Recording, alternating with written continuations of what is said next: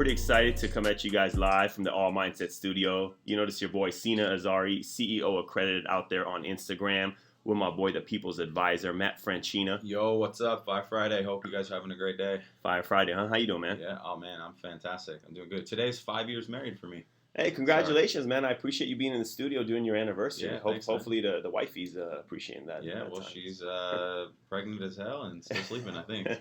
Yeah. That's good stuff, man. Well, I'm pretty excited to bring to you guys a phenomenal entrepreneur, big-time guest here that's just well-known in Orange County, all over the real estate map. Actually, he's probably global as we dig deeper into it, but he's based out of Orange County. Our man, Andy Dane Carter, is here live, man. What you been up to, Andy? How you doing? I'm doing very well. Thank you for having me, gentlemen. I've been pretty excited to follow a lot of your progression, your story. This guy is the author, real estate entrepreneur, now music, media producer, legend, family man.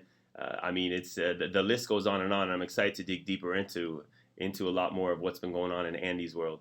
Yeah, it's pretty cool to see how you're doing all this stuff, but like, where does it all stem from, right? Because you've got these 4 things taking up a lot of your time, which I'm sure you love, and kind of talking before we get going that it's just in your DNA, right? Like your whole family is like all gas all the time, you said, but where does it stem from? Like, what have you always been an entrepreneur, and these are just the things you're working on currently, or is this like the new wave in your life? It's like a little bit of both, but I've had fire for as long as I can remember. Like, I was a really bad student, as we have some friends that were too, and I just never got into school. I always knew I wanted to be out and working. I started hustling, and my first job was at 12, and I just was kind of that kid that was like, I was a really good athlete, but I was also always had this business, kind of man, like mindset in head, and it was pretty much unsatiable because I was like, what is school doing for me? I literally did not like it. Right. But that was what you did, back in 90, 91, 92. Like, you went to school and you went to college. So I was just like, well, I'm going to work. It goes all the way back to, like, I was a poor kid. I was raised really poor. So I was raised in a 1-bedroom apartment with my mom and my little brother. We didn't have a refrigerator. We actually lived out of a cooler. And then we moved to, like, a little bit of a nicer area. Well, there was these rich kids that had all this great stuff. And I was like, well, I want some of that stuff, but we were poor. So I knew, like, my mom couldn't afford it. If I wanted it, I had to go get it. It's like having something to chase, right, is important. And there's so many people that want to look at it from two sides, like chasing that thing is materialistic or whatever, but in the end, it's just usually someone not willing to put in the work to get it at saying that. But that's cool. From 12 years old, that's a serious hustle. So for the last decade or so, you've been in the RE business, real estate. How do you transition from what you were doing into now saying, you know what, it's all about the law of the land? 100%. And it's just, I had this unbelievable mentor when I was 19 years old, and I was in school to kind of be a fireman. And his name is Walt Babcock. He owned this restaurant that we talked about a little bit beforehand. And he was paying himself $25,000 to $26,000 a month rent for where his business was. And the first time I saw him in the office writing a check, I was like, oh, that must be his cut because the restaurant's doing so well. It's like a 3-hour wait every night. And he just looked at me with these eyes. I tell this story a lot. He said, oh, no, Andy, this is my rent to myself. He goes, my cut is $100,000 a month. And I go, oh, shit. Wow. And he said, he looked at me with these eyes I'll never forget. And he goes, Andy, always buy the dirt. Always buy the dirt. And I it love just that. stuck in my brain. I was 19 and it never left. Wow, man, I love that. What great advice. Actually, I have not yet heard that before, and I love it. Always buy the dirt. So you get into the RE business, and now you're actually one of the brokers, officers out here in California, which one of the toughest states to be a broker in. So congratulations. Able to build a team. You have agency. You've gone from student to being the teacher. You're a mentor. You're also a published author. Talk to us about 100 Doors. That's a very catchy title.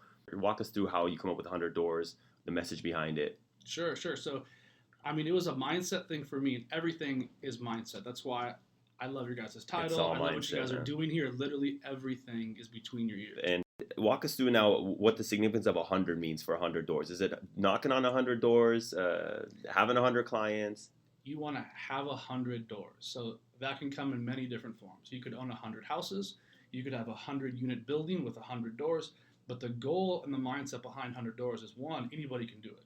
If you're 25 years old and you don't think it's possible, I'm going to explain to you how it is possible. But the whole mindset around it is once you hit 100 doors, it's kicking you off $1,000 a month per door.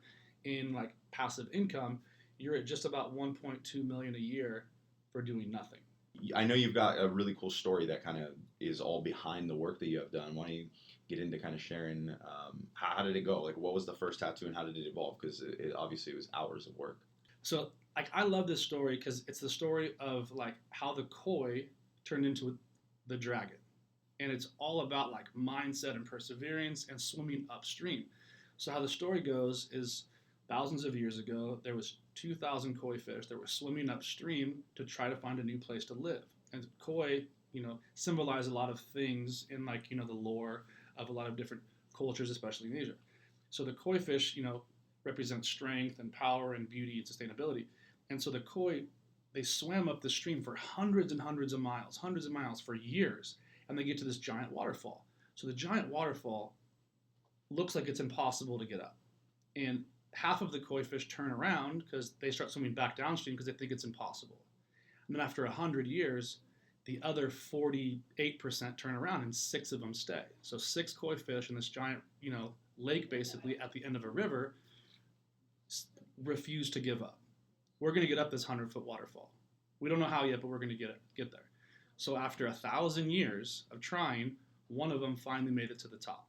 Wow. And so all of the different, people and gods that were there that watched these fish work their face off, like against every odd there was, and still wouldn't give up and turn around, they were granted to become a dragon.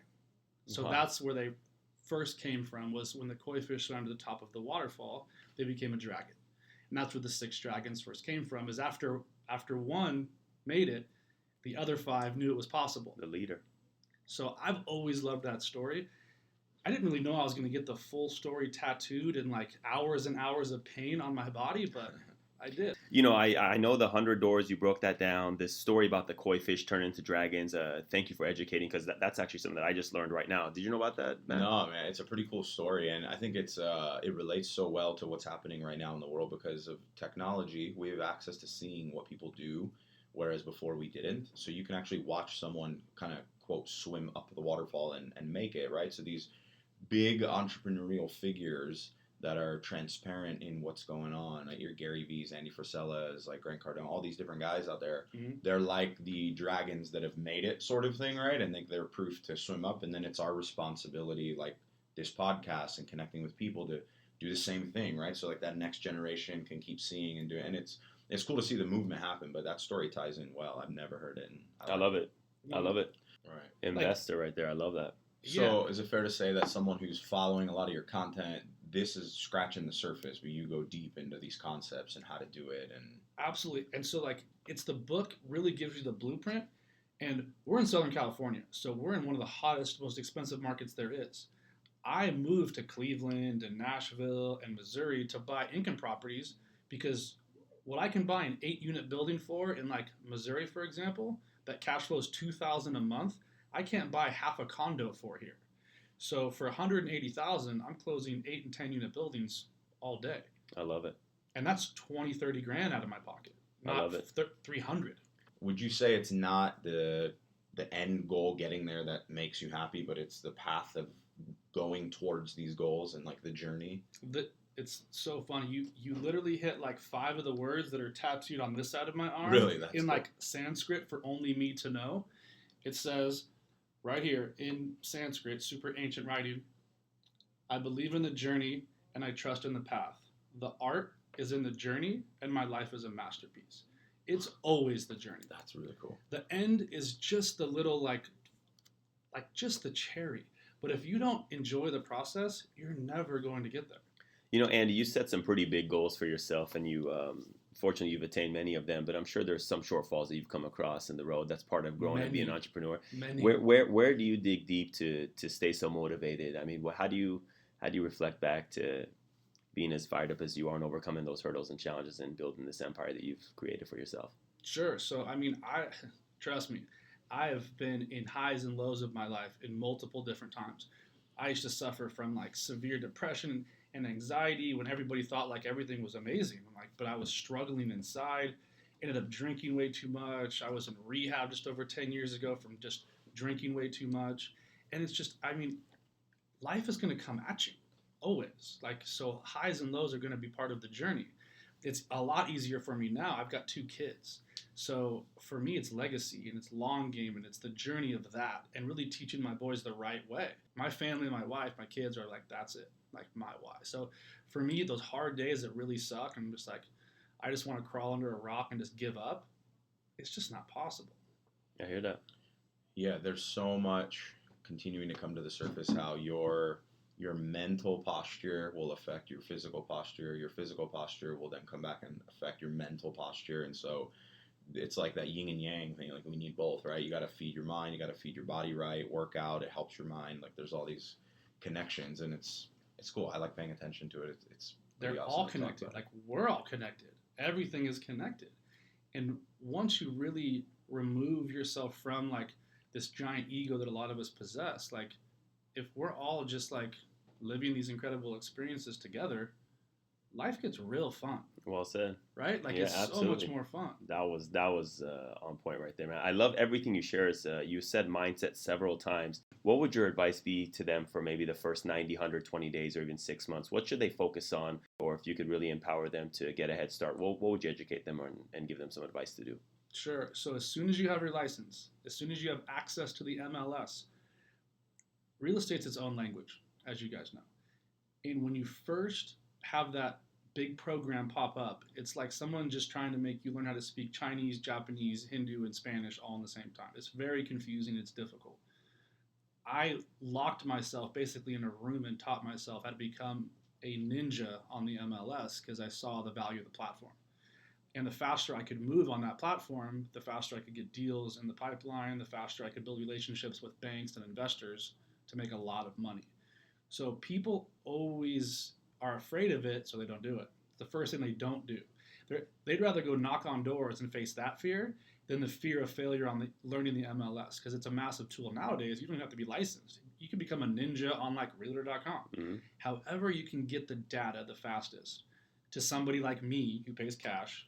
I talked to a kid yesterday who literally follows me on Instagram, and he said, hey, I've got this property in North Hollywood, and it's a duplex. I need your help. And he thought like he wanted my help just to help him value the property and see what he could sell it for. I told him it was a great price, and if you get it for $300 less, he could write the offer and he could have his first commission. He got it down, $325K. We wrote it up. Wow. Nice. He's gonna make 30 grand because he follows me on Instagram. That's awesome. And he didn't think I was gonna answer the phone. I go, call me right now. And he DM'd me. I called him. His timing was perfect. I was literally at my office on the MLS. I valued the property. It was a super hard to get duplex in the Hollywood Hills. I like that. Well, Andy, Dane Carter, you got so much going on your plate. What's next? What's the next 3 to 5 years looking for you? Wow. Like I literally look at my life in 90-day chunks. So, and I'm really, it's completely changed my life. Like I set 90-day goals and targets, and I collapse time. I can get done in 90 days what it takes most people a year to even try to start to figure out. And it goes back to my mornings. I set definitive timestamps, definitive goals. This has to be done by Wednesday at 2:00, or like shit's about to hit the fan. And I actually am, and I hold myself accountable to these things too. But I'm also soft. Like if I don't hit them, I do what's called course correcting. So I don't sit there and be like, I missed that. I'm like, okay, I didn't hit this to its fullest. What can I do now? I'm constantly moving in the right direction. But the 90-day goals and 90-day targets are everything to move forward. You have to have a map. You have to have a goal that's going to drive you forward. 5 years for me, I would really like to take over the majority of the Cleveland rental market, which is what I'm trying to do right now. Watch out, Ohio, he's coming. I see a lot of value there. I'm in there pretty deep right now. Just, it's a really good place, and the Midwest is an amazing place to invest, and it's an amazing place to cut your teeth, because you can buy a duplex there for 60 grand. So are you broking your own deals out there? Do you have partners in Ohio that you're working with? Yeah, so I do most of my deals out there, but I'm not licensed out there, so I let the agents take everything. Bring me a deal, I'll take it down, and I've created a crew out there. We've got, construction, we've got like a management company, and now I'm flying out my friends who they can't buy out here because it's ridiculous, and they're like, when are we going to Cleveland? And Wow. and it's here's the best part is you can get to Cleveland for $130 round trip if you fly just like the basic. $40 to rent a car for like 3 days, and you could stay at like an Embassy Suites nice place, have breakfast made for you. I can go out I there. love and respect your humility, man. 100%. Like I love it. $500. I'm in meeting with my property managers, drive my real estate, and fly home. I don't see like the stuff I own here in LA that much. I mean, you're so successful. Everyone is talking about flying private, Airbnb in mansions, having drivers. I mean, you just broke down what the average Joe can really put together, scrap together, and get out there and makes them happen. So And it's a tax write-off. $500 comes right off the books. It's the best. And listen, I love private. That's great, but it's I don't know. I just can't get out of like. And plus, if you want those things, which I'm sure at some point I'm going to, maybe, but like I'm gonna let my tenants pay for it. Like that's how my whole life is. That's so cool. There's investors and consumers, man. You're listening to The Investor right here, Andy Dane 100%. Carter.